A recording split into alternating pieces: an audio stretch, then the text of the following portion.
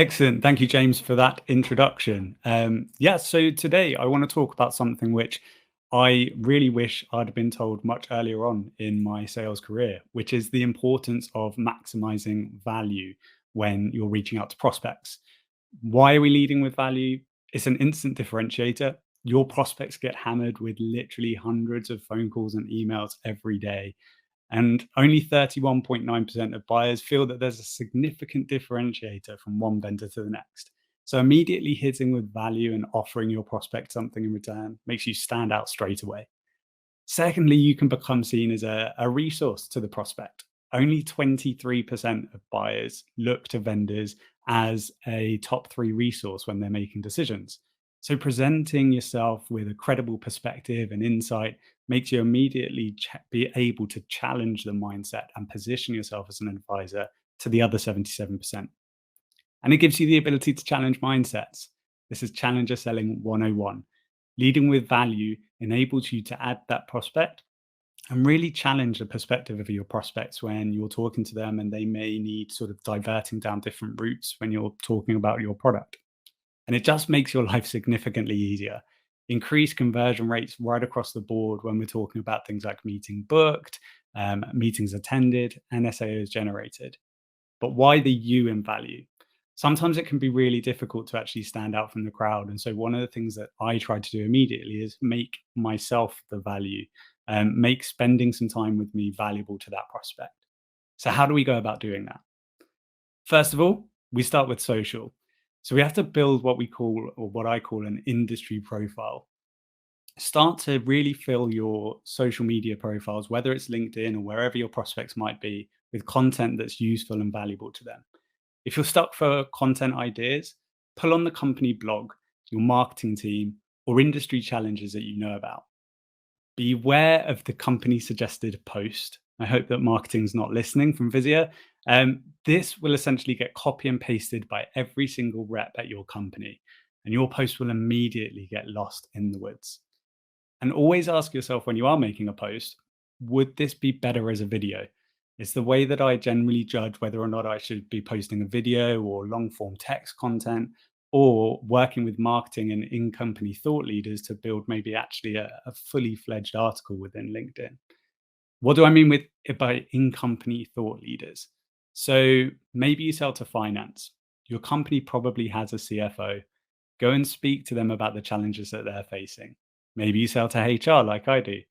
I'll go and speak to the CHRO or chief people officer and really understand what it is that will get their attention on social media. Understand their challenges and write about them.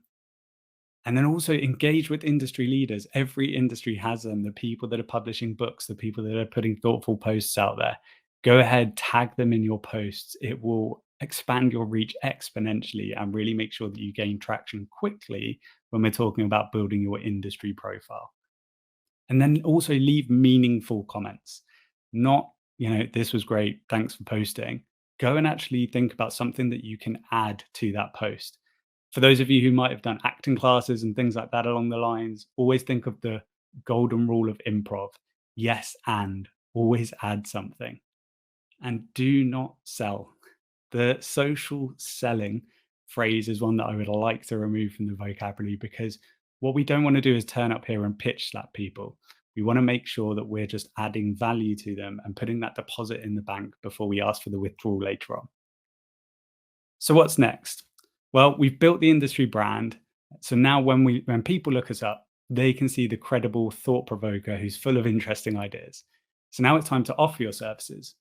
So I book 65% of my meetings by phone, so no one can tell me cold calling is dead. And that's why I start here. First of all, we ask them, or we say, hey, my name's Elliott, I'm calling from Visier. We've not spoken before, but can I take 30 seconds to explain why I've called you today? We're going to disarm them. We're going to answer their key questions that they're already asking in their head. Who is this? Do I know you? And we've got a verbal commit for 30 seconds up front. Next, we want to demonstrate credibility and a knowledge of relevant challenges.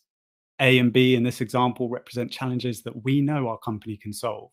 What that means is that if you're calling an ICP and they answer yes to suffering from any of those challenges, in my eyes, you've qualified that as someone that you want to speak to further. Then we're going to dig deeper. Ask them to tell you more about that specific challenge. Every challenge, every company is nuanced. So, really understanding that is key to laying a consultative foundation. And then we offer social proof and value. But you and the best practices that you're aware of in this instance are the value. Keep it punchy, keep it relevant, and for God's sakes, avoid the temptation to dive straight into a pitch and a cold call. Your goal needs to be to get them to agree to spend time with you or refer you to the appropriate person. So they didn't pick up. That's going to happen a lot. 32% of my meetings end up being booked by email. Now we enter a whole new realm of needing to stand out from the crowd. Personalization is table stakes nowadays, and I believe best practice is around 20%.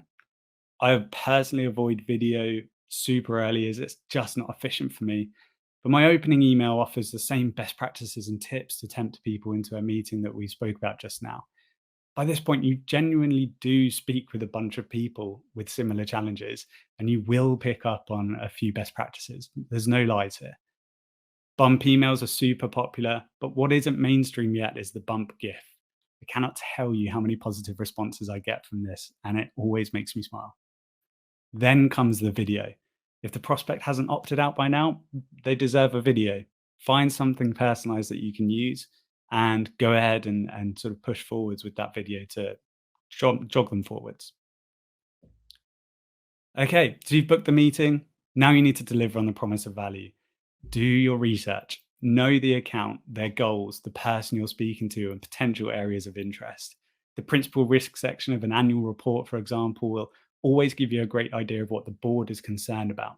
And board concerns unlock money. Then what you can do, go ahead and take a look at what your company has produced in terms of customer stories, case studies, industry research, which is going to give you the fuel ahead of your discovery meeting to be able to tackle some of those challenges, which, based on your previous research, you can be pretty confident are going to come up. And then you can offer the killer blow once you've done your discovery. Look, sounds like you'd be keen to learn more about this, and my colleague is much more well versed in these matters. Would you be open to a further discussion with them? If you've done your job right and delivered value and a fresh perspective, who's going to refuse to meet with someone who's even more well versed in these challenges than you? Just make sure that they're qualified before you put them in with the AET. Thanks very much. That's my talk. Hope you enjoyed it.